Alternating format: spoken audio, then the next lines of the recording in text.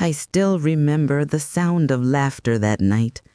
It spilled through the open windows, mixed with the smell of wine and perfume, and wrapped around me like a ghost I never wanted to meet. I stood across the street, clutching a small envelope in my hand, staring at the bright house I once called home. My sister's house. My sister who had told everyone I was dead. I hadn't seen her in 12 years. 12 long years since the funeral that never happened. Funny, isn't it, to be alive and still mourned?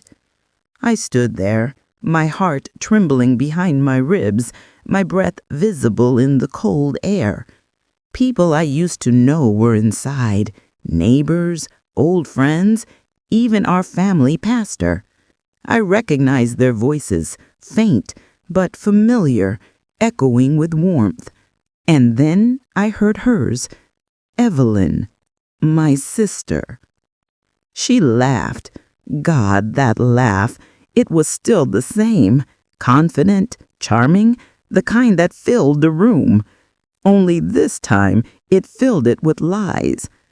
I almost turned away, almost, but something in me, maybe pride, maybe grief, made me step forward. My boots crunched against the driveway gravel, my hand tightening around the envelope. I whispered to myself, "No more hiding, Clara, not tonight."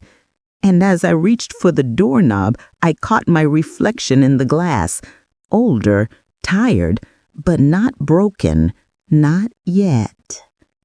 When I tell people this story, they think it's some sort of dramatic family scandal, the kind you see in movies. But it wasn't like that. It was quieter, sadder. It began long before the party, long before the lie. Evelyn and I grew up in a small coastal town in Oregon, one of those places where everyone knows your name, your dog's name, and your business. Our father was a fisherman, gone most days before dawn, back before sunset. Our mother ran a little bakery out of the house. She made cinnamon rolls so good, people still talk about them at the farmer's market. We were only 2 years apart, and when we were little, you couldn't separate us. She was the sunshine, always in bright dresses, always laughing. I was quieter, the shadow behind her light. But I didn't mind. I loved her, truly. I used to think the world would be kind to her because she smiles so much. It took me years to realize that people like Evelyn learned how to smile even when they were stealing the light from someone else. When our parents passed, first Mama from a stroke, then Daddy in a storm, the house became too quiet. We were in our 20s then. I thought grief would pull us closer. Instead, it cracked something between us. Evelyn met a man named Richard soon after, a businessman, older, polished. He took her to dinners, bought her jewelry, and spoke to her like she was royalty. I wasn't jealous exactly, but I saw how fast she drifted. She stopped visiting, stopped calling. When I did manage to see her, she'd smile and say, "You wouldn't understand, Clara. You're too sentimental." Maybe I was. I had chosen love over ambition. I married a teacher named Henry, soft-spoken, kind. We lived modestly, but happily, or so I thought. We wanted children, but God didn't bless us that way. It broke me for a while. Evelyn never let me forget it. One day, she said something that stayed in my mind like a thorn. She told me, "You spend your life taking care of others, but what happens when no one's left to take care of you?" I didn't answer her that day, but now, looking back, I think she already knew what she was planning. The night before everything fell apart, I remember sitting by my radio, the same one Henry used to fix every Sunday. He had passed away 5 years earlier, and I still couldn't bring myself to move his chair from the corner. The radio was old, the kind that crackled before catching a station. I turned the dial and heard an old song, our wedding song. My hands shook. I thought maybe it was a coincidence, but then the static shifted, and I heard a voice. His voice. Henry's. He whispered, faint but clear, "Clara, it's time." I froze. The air left my lungs. I wanted to think I imagined it, but it felt too real. "Time for what?" I whispered back to the empty room, but the static only hummed. That's when I looked down at the letter on the table, the one from a mutual friend inviting me to Evelyn's 60th birthday party. I hadn't planned to go, not after what she'd done, but Henry's voice, or whatever that was, made me think maybe I should. Maybe I needed to. The next morning, I packed my small overnight bag. My hands trembled as I folded my best dress, the blue one Henry used to say brought out my eyes. I tucked the invitation into my purse and stood in front of the mirror. I didn't look like the woman people might have thought was dead. I looked like someone who had been buried in silence, waiting to come back to life. The drive took 6 hours, through forest, rain, and fog. Oregon roads have a way of making you think about what's behind you and what's still waiting ahead. I talked to Henry the whole way. Maybe that sounds crazy, but when you lose someone you love, talking to them in your head is the only way you keep from falling apart. When I reached Evelyn's town, everything looked different. New houses, new faces. But her house, that big white one with the porch and the roses, still stood like a monument to our pride. I parked across the street and watched as guests arrived. Laughter, music, the kind of celebration that used to bring our family together. Except now, I was the ghost. I saw a woman I used to work with walk in, holding a casserole.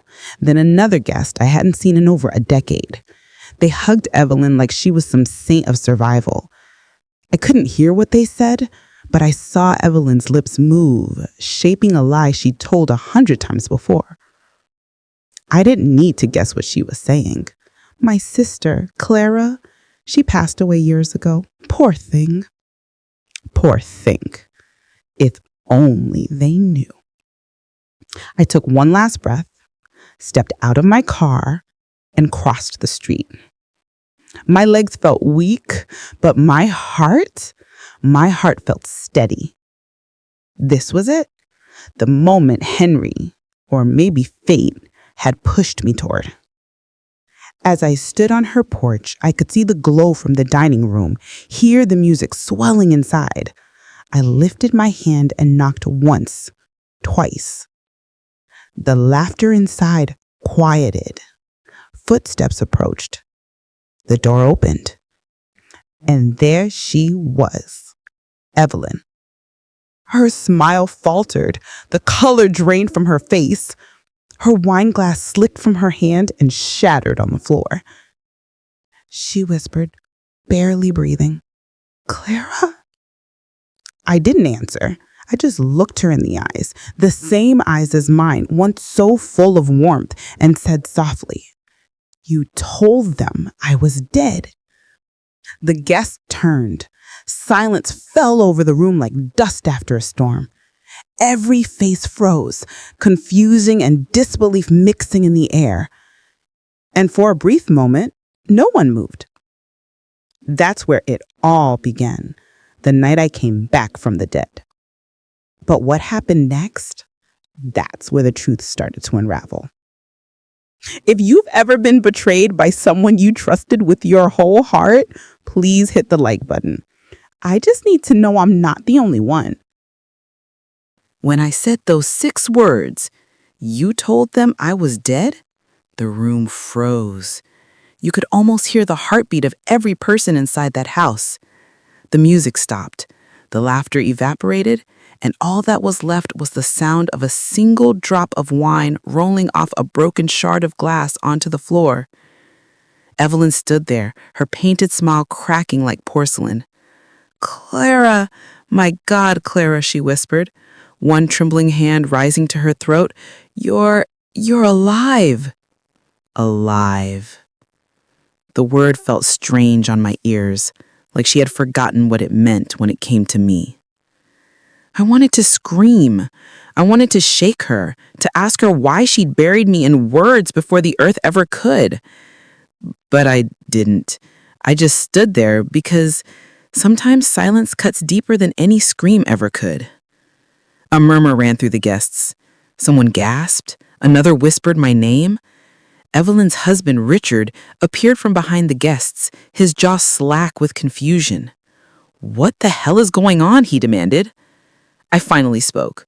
"Maybe your wife can explain that, Richard. She seems to be the one writing obituaries for the living." The crowd stirred.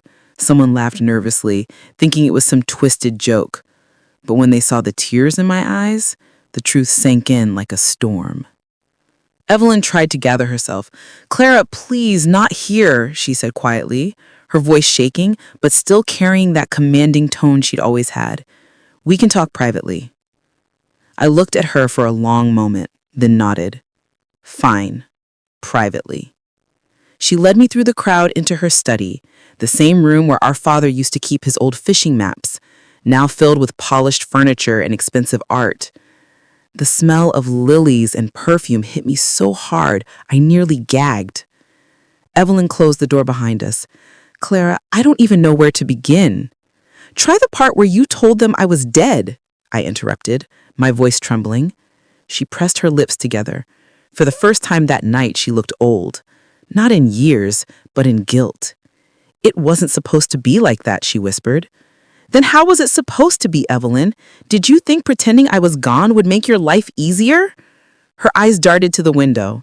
Outside, the party had gone eerily quiet. I could see shadows gathering near the door, guests pretending not to listen. She turned back to me inside. "Clara, you disappeared. You stopped answering calls, letters. Everyone thought something had happened to you. And when Henry died," my stomach twisted. "When Henry died, I needed space. You knew that." "I did, but people asked questions. I was embarrassed. You were living alone, the house was falling apart, and..." I stepped closer. "Embarrassed? Of me?" Her voice dropped to a whisper. "Yes." The word hit harder than I thought it would. She didn't even try to soften it, just said it, like it was a fact. I felt the air leave my chest. "So what then? You told them I was dead just to protect your reputation?" She turned away, her hands shaking as she poured herself a drink. "It wasn't just that. Richard didn't want you showing up again. He said it would bring up old memories best left buried." "Old memories?" I asked. "What memories, Evelyn?" She didn't answer. Instead, she stared at the liquor swirling in her glass. "You should have stayed away." There it was, the truth slipping between her words like poison. She wanted me gone, not just from her life, but from her story. I walked to the window, needing air. My reflection looked ghostly on the glass. Maybe I really was dead to her all along. I turned back. "Evelyn, tell me what you're not saying." She didn't. So I did what I've always done. I pushed. "Was it money? The inheritance? Did you forge something?" Her shoulders stiffened. "Or was it about Henry?" She froze, completely still. The glass slipped from her hand and shattered. "Don't you dare," she whispered. "Don't you dare bring him into this." My pulse quickened. "Why not? He was my husband." Her eyes met mine, and for the first time I saw fear. Real shaking fear.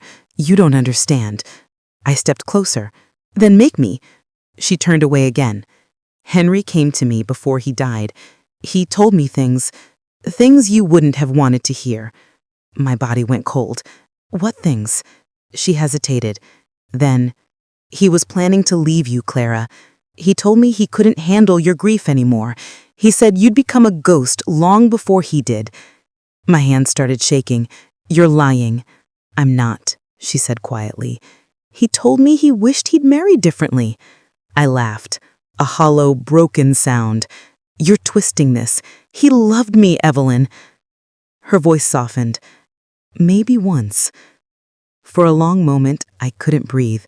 I just stood there, the air thick around me, Henry's face flashing in my mind. The way he smiled, the way he held my hand when he coughed his last breath. But deep inside, a question I'd buried years ago began to stir. Why had he been so restless those last few months? Why had he taken those late-night drives, the secret phone calls? I pushed the thought away. No, Henry wasn't like that. But then Evelyn said, he told me he wanted to start over. My voice cracked. With who? She didn't answer. Tell me! Her lip trembled. With me.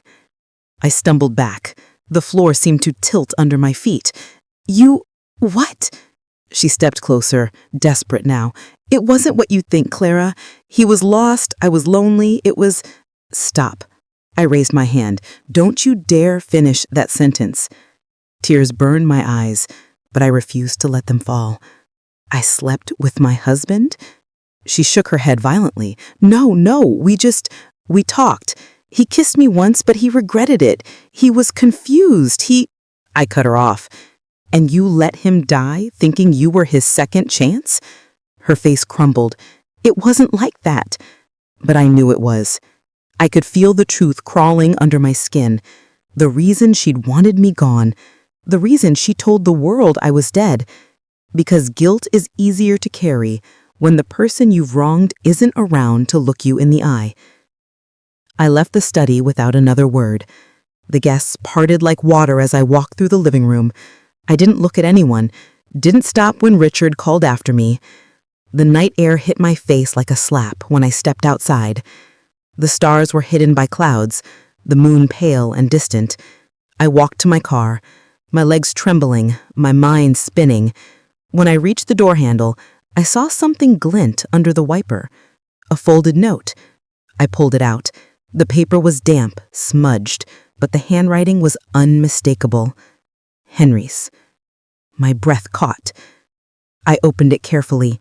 The ink had bled a little, but I could still make out the words. Clara, if you ever find this, please know I tried to tell you. There's something in the house. Something you need to see before it's too late. Don't trust Evelyn. H. The paper shook in my hands. My heart pounded so hard I thought I might faint. I turned back toward the glowing house behind me. Laughter had returned inside, faint, nervous, like nothing had happened. But I knew one thing now. My husband had tried to warn me. And whatever Evelyn had buried all those years ago, it wasn't just the truth.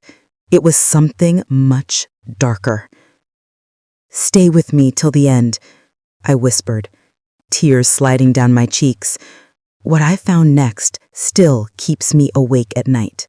When I left Lily's party that night, the air outside felt colder than it should have been. I remember clutching my coat around me, my breath trembling like the sound of old glass wind chimes. People inside were still laughing, glasses clinking, music spilling out the door as if nothing had happened. But something had broken that night. Something deep. I walked down the quiet street, my heels uneven on the pavement, and for a moment I thought about turning back, asking her why she told everyone I was dead, why she looked at me like I was the ghost. But I didn't, because I saw it in her eyes already, that mix of guilt and something else, fear maybe.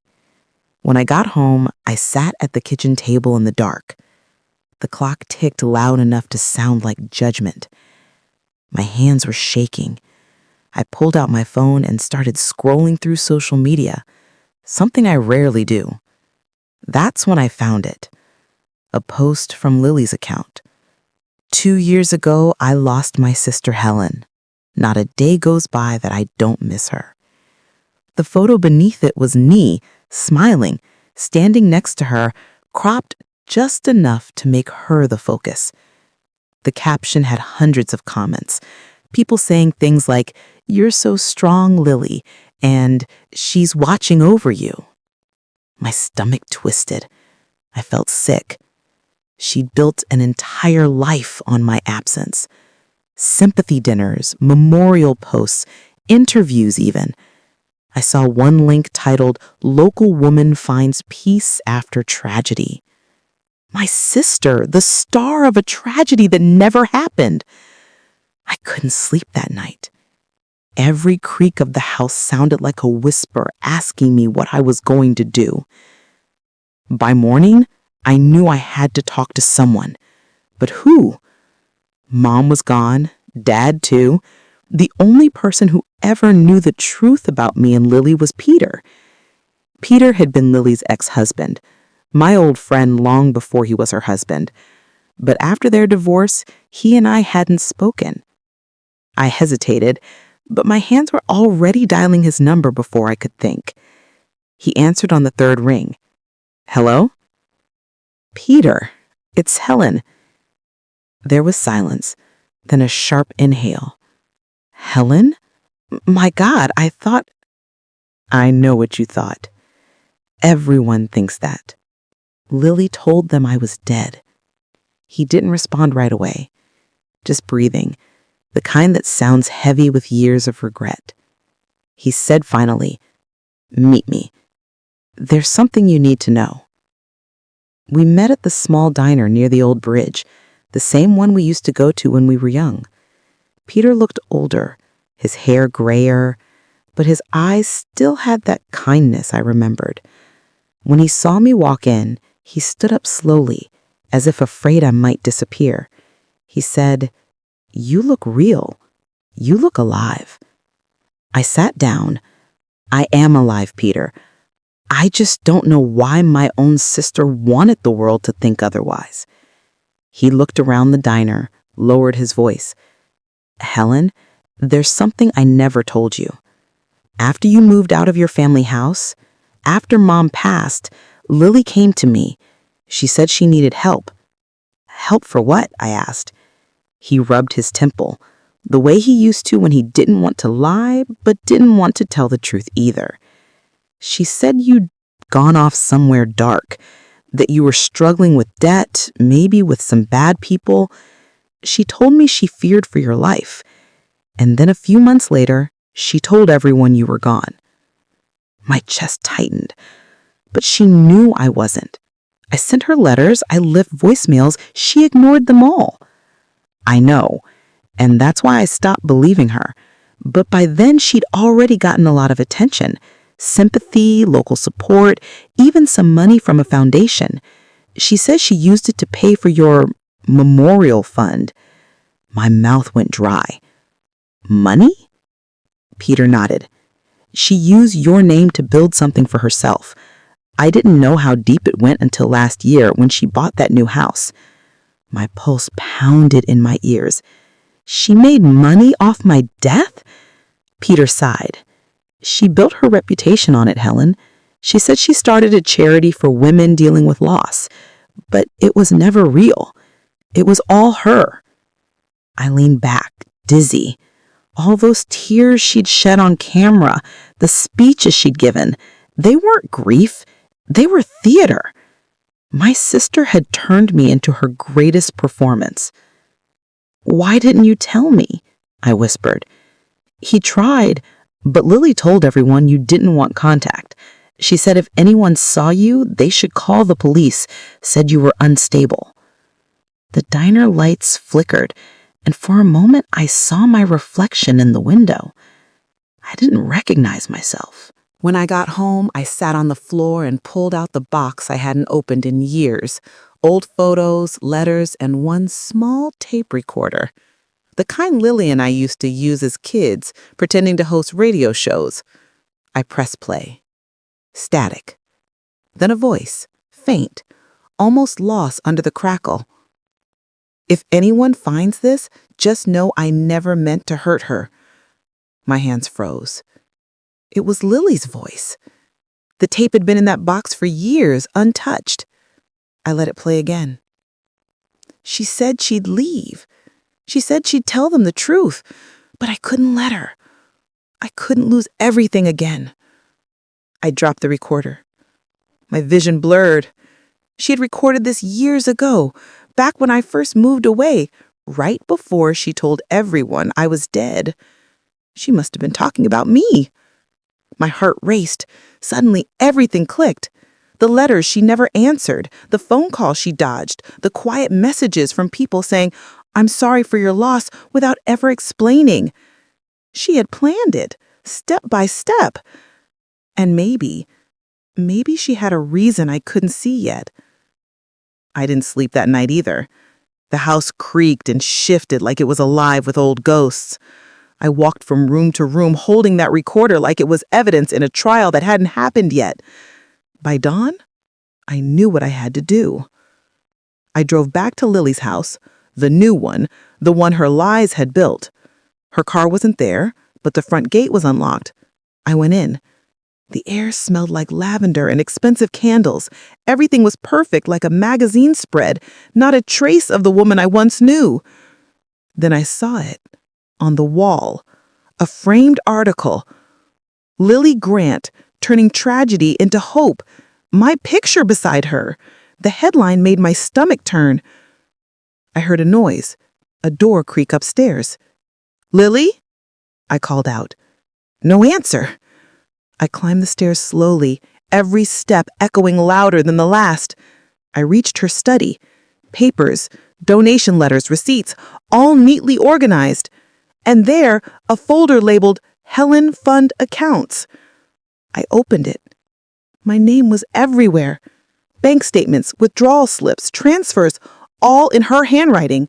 Thousands of dollars over the years. My memorial had become her income. I was shaking when I heard her voice behind me. "What are you doing here?" I turned. Lily stood at the doorway, holding a coffee cup, wearing a silk robe like she hadn't seen a ghost, but expected one. "You should be dead," she whispered. I stared at her. "Well, I'm not, but maybe you should tell me why you wished I was." Her hand trembled, spilling coffee on the carpet.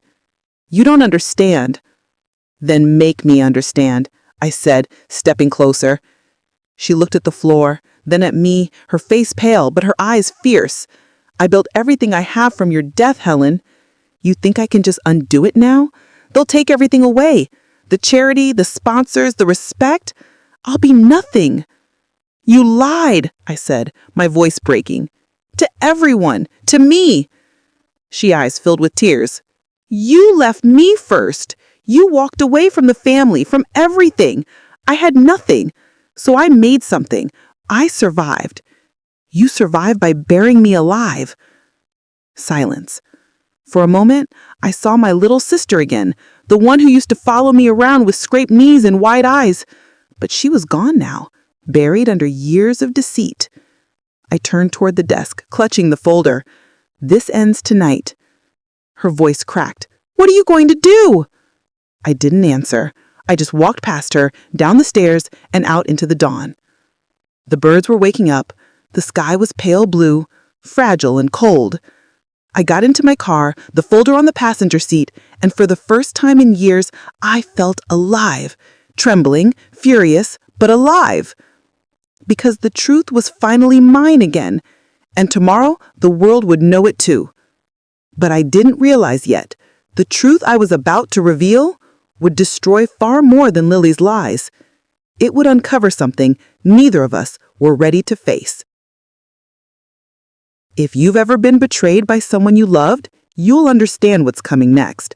Tell me, what would you do if your own sister buried your name for fame? I never thought I'd see the day when my trembling would come not from fear, but from restraint. That afternoon, as I stood in front of my mirror, smoothing the wrinkles on my simple navy dress, I caught my own eyes staring back at me. Calm, old, but burning with something fierce. For months, I had carried the weight of lies, betrayal, and silence. But now it was time to face it. The invitation had come in the mail, gold-edged, smelling faintly of rose perfume, the same kind my sister Lily used to wear when she wanted to make an impression. Community celebration and family dinner, it read. Her name printed right under the title as chairwoman. A small-town event meant to honor families. How poetic. I chuckled dryly, pressing the card between my palms.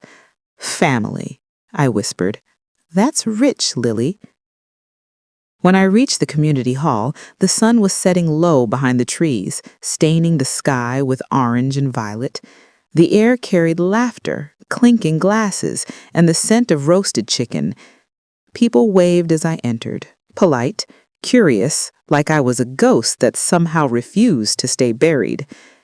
At the far end of the hall stood Lily, her hair perfectly styled, pearls gleaming under the warm lights. When her eyes caught mine, her smile froze, just for a second. Then she recovered, her lips curving again, though a faint tremor betrayed her. "Evelyn," she said when I approached, her voice thin, uncertain. I wasn't expecting you to be alive," I cut in softly. A ripple of whispers passed through the guests nearby. My voice wasn't loud, but it carried. Lily's hand fluttered to her necklace, a gesture I'd seen since childhood, whenever she felt cornered. "Can we talk privately?" she whispered. "Of course," I said, smiling faintly. "I've waited long enough." She led me to a small storage room behind the stage, dimly lit and cluttered with folding chairs and extra decorations. The air was heavy with dust and something metallic, maybe the scent of old trophies. She turned to face me, arms folded tightly. "You can't just show up like this. You'll ruin everything." "Everything?" I asked. "You mean your story? The one where I died of grief after my husband passed?" Her face blanched. "You don't understand, Evelyn. I had to say something. You disappeared for years. You cut off contact. What was I supposed to tell people?" "That I was gone," I said quietly. "Not dead." Her lips trembled. "You always make it sound so simple. But you left, Evie. You left. You left me to take care of everything. The house, Mom's debts, the neighbors' questions. You abandoned your life. And I filled the space." I took a slow breath, feeling anger and sorrow twist together in my chest. "You filled it with lies, Lily. You didn't just move on. You took everything that reminded people I ever existed. My clothes, my photographs, even my garden. You erased me." Her eyes glistened with tears, but she didn't deny it. "Why, Lily?" I asked, my voice breaking. "After everything we went through, why did you need to pretend I was gone?" She turned away, brushing at her cheeks. "Because," her voice cracked, "because they loved you more. Everyone did. Even after you left, they still asked about you, still compared you to me. The perfect sister, the perfect wife, the one who survived her husband's death with grace." She laughed bitterly. "Do you know how small that made me feel? Always the shadow behind Evelyn. I just wanted to know what it was like to be enough." Her words hit me like a cold wind. Jealousy, that quiet, rotting thing, had lived between us all along. "You could have told me that, Lily. We could have worked through it. I loved you." Her chin trembled. "And I hated that you did, because your love always made me feel like a child who couldn't catch up." I stared at her, realizing the years of misunderstanding that had turned us into strangers. Then something else came to me, the papers I'd found in her old desk, the ones when she handled Mom's estate. "Lily, Did you also take the money from Mom's account? Her silence was answer enough. My hands trembled. I'd spent years living modestly, working odd jobs, believing there was nothing left. You took it all. The money she left for both of us, for my medical bills, for your kids' college. You took it and let me struggle. She bit her lips so hard it turned white. I was going to pay you back, she murmured. When? After telling the world I was dead? For a long moment, the only sound in the room was the muffled laughter of the party outside. Then I saw something shift in her. Shame, fear, maybe even relief that it was finally out. I didn't mean for it to go this far, but when people started offering sympathy, when they told me how strong I was for losing you, I liked it. I liked being the one they pitied, the one who survived. The words sank deep, and I felt the ground beneath my heart crumble. Don't blink now, I murmured under my breath. What happens next changed everything. I straightened my back, the calm of age returning to my voice. Lily, I'm not here for revenge. I'm here for truth. But you'll need to make this right in front of everyone. Her eyes widened. You wouldn't. Oh, I would, I said quietly. And I will. I turned to leave, but her hand caught my sleeve. Please, Evie, don't humiliate me. I looked at her fingers gripping me like a drowning woman clinging to a lifeline. Humiliation? I said. That's what you gave me. You buried me alive in silence. Her hand fell away. Back in the hall, the chatter dimmed as I stepped onto the stage. The microphone was already there from the earlier speeches. I could feel Lily's eyes burning into my back as I took it. I smiled faintly at the crowd. I know most of you don't recognize me. That's because, according to my dear sister, I died 3 years ago. A collective gasp rippled through the room. Lily let out a strangled, Evie, please! But I kept speaking. I'm alive. I've been living quietly on the coast, trying to heal. But tonight, I realized something. Healing doesn't mean hiding. It means standing in truth. The audience shifted, whispering, shocked. I could see the mayor, the church ladies, even Lily's grown children staring with wide eyes. Lies have a way of turning hearts into prisons, and I refused to stay locked inside hers. When I stepped down, the air felt lighter, not for her, but for me.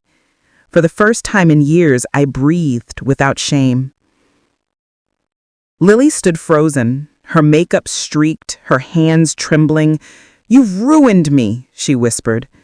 No, I said softly. You did that yourself. Outside, the night had deepened. The stars were sharp against the velvet sky.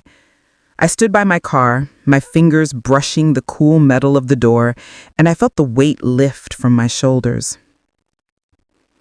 But as I turned to leave, I noticed a figure at the far end of the parking lot, a man in a dark coat, standing near Lily's car. He was holding something in his hand, an envelope. When our eyes met, he nodded once and slipped away into the shadows, leaving the envelope on the hood. Curious, I approached. It was addressed to me. Inside was a short note, written in Lily's handwriting. You think you know everything, but there's more. Check the box under Mom's old piano.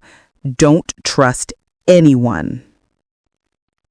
The chill I felt ran through me wasn't from the night air. I looked back at the hall. Lily was gone. And just like that, I realized this wasn't over. To be continued. If you've ever faced betrayal from someone you loved, tell me in the comments where you're listening from. I read every story, and I know how it feels. The next morning began with a fog that hung low over the fields, the kind that makes sound feel softer, as though the world itself is holding its breath. I sat by my kitchen window, a cup of coffee cooling beside me, the note from Lily still spread out on the table. "Check the box under Mom's old piano," it read. Those words had kept me awake all night. For years, I had believed my sister's lies were about jealousy, inheritance, pride. But now, with that one sentence, I felt something larger lurking beneath, something she had been protecting or hiding. So, I did what I hadn't done in decades. I went back home.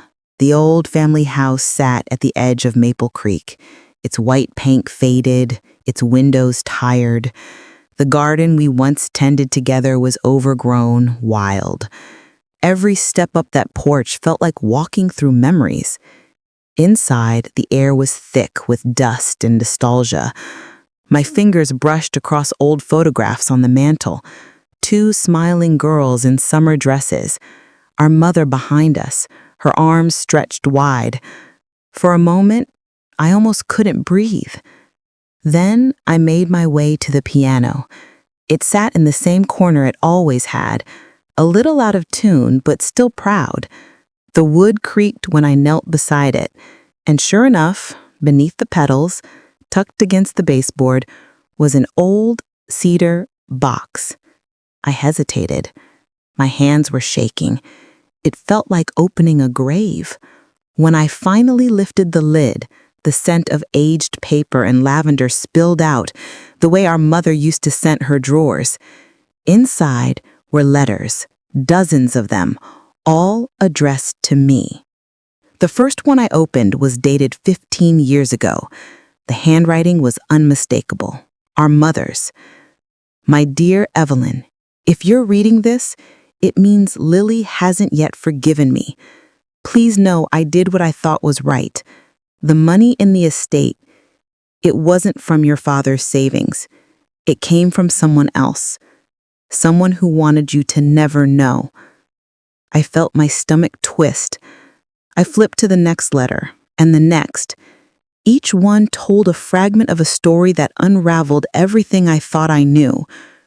Our mother had borrowed money from a man to save the house when we were young.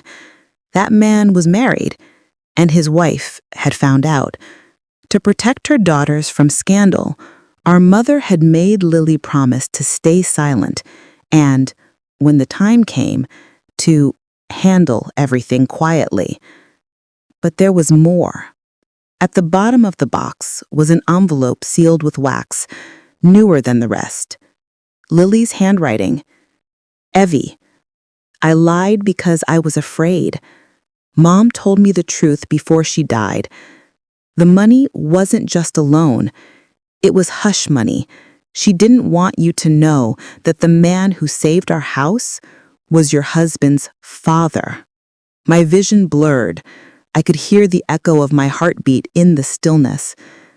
That meant my late husband's father, the man I had only met twice, had been tied to our family long before I ever knew him, and Lily had carried that secret alone, convinced that telling me would destroy my marriage.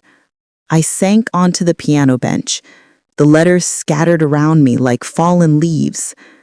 For the first time, I saw my sister not as my enemy, but a frightened woman trapped in a lie she didn't create. The anger I had carried all these years began to loosen. Pain still sat beside it, yes, but pain with understanding is softer. It doesn't burn as much. That evening, I called her.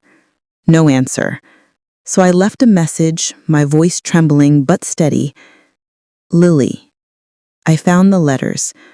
I understand now. You should have told me, but I know why you didn't. We've both lived too long with ghosts between us. Call me when you're ready. I'll be waiting." 3 days passed before she did. Her voice on the phone was thin, fragile. "You found them?" "Yes," I said quietly. "I didn't mean to hurt you, Evie. I just wanted to protect what was left of us. But the lies got too heavy. I didn't know how to stop." "I know," I said. We both were protecting things that didn't need protecting anymore. There was silence on the line, then the finest sound of her crying, not the dramatic kind, the quiet, exhausted kind that comes when there's nothing left to defend. Do you think we can fix this?" she asked. "I think we can start by telling the truth. That's always been the thing we avoided most." A week later, I drove back to Maple Creek for the last time. This time, Lily met me at the door. She looked older than I remembered, not in years, but in spirit. Her hands trembled as she opened the screen door. "I didn't think you'd actually come," she said. I almost didn't, but then I thought, we've buried enough. For the first time in decades, we sat together in that living room, surrounded by the ghosts of our childhood. We didn't speak for a long while. We didn't need to. The house itself seemed to sigh with relief, like it had been waiting for this. Finally, Lily reached into her pocket and pulled out a photograph, one I hadn't seen in years.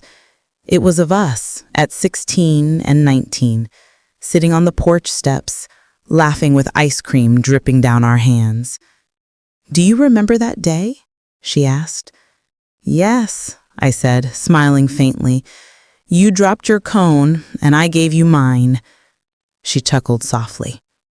"You always did."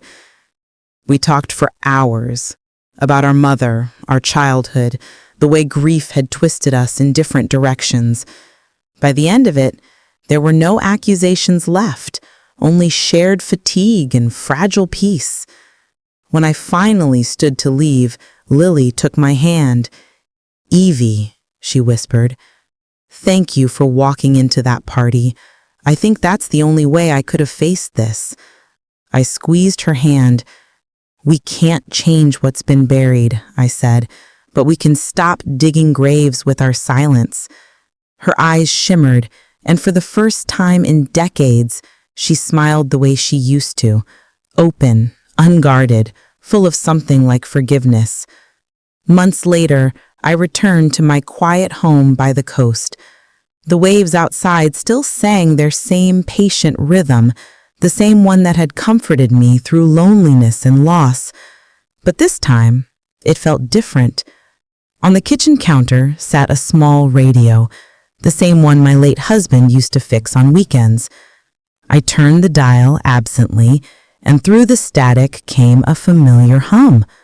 For a moment, I thought I heard his voice again, soft, warm, teasing. "You did good, Evie." I smiled, tears pricking my eyes. "I tried," I whispered. The radio crackled once more, then quieted. The air smelled faintly of salt and lilac, my husband's favorite flower. Maybe it was just a trick of memory, or maybe in some quiet way, he really was still with me, proud of the peace I'd finally made. Now, every morning I walked to the beach with a thermos of coffee and 2 cups. I set one beside me, out of habit. Sometimes I even catch myself talking to him, telling him about Lily, about the garden we're rebuilding together. Sometimes I still set 2 cups on the table. Then I remember I only need one. But somehow that second cup doesn't feel empty anymore. It feels like memory, forgiveness, and love all sitting quietly beside me. In the end, I've learned this much. Family isn't about perfection or blood. It's about who stands beside you after the truth finally surfaces. And forgiveness, real forgiveness, isn't about forgetting. It's about letting go of the need to rewrite what's already been lived. I close my eyes, feeling the sun warm my face, the tide brushing against my feet. The ocean hums like a lullaby, and for the first time in years, my heart hums with it. Did you feel her pain? Tell me what city you're listening from. I love reading your stories. If this touched your heart, subscribe and stay with me for more true feeling life journeys.